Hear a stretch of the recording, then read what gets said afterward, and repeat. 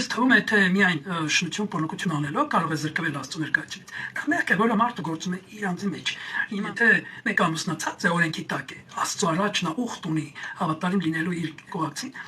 չամուսնացած օրենքի տակ չէ։ Այսինքն նա խղճի առաջ է կանգնած Աստծո առջև, սակայն նրա վրա օրենք չկա։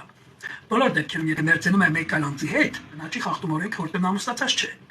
Սակայն նրա խիղճը իրեն դատում է, որ նա Աստծո առաջ է մեղքը գործել եւ որտեղ չի մասնա խոսքը։ Սակայն կարող է եւ մարդը չշնանալ, միայն կողմով ցանկացած հասկանում եք միայն սխալ բառից, անգամ սխալ մտածելակերպից մտքից Աստծո ներկայությունը կարող է ձեզ թողել, որովհետեւ դուք սխալ մտածեցիք եւ Աստծո ներկայությունը ես կարող է լքի։ Դե չեմ ասում ընդմիշտ։ Էլ կվերադառնա, որտեղ դուք կսկսեք պտտել խոսքով աղոթքով, խնդրել Աստծո ներկայությունը զղջալ եւ կգաք վերադառնա։ Սակայն եթե մեղքը գործում է ըստ օրենքի սահմաններում, դա արդեն խնդիր է։ Ենել քանզի ներսում ես դա մեղքը կատարում։ Քանզինականաբար դա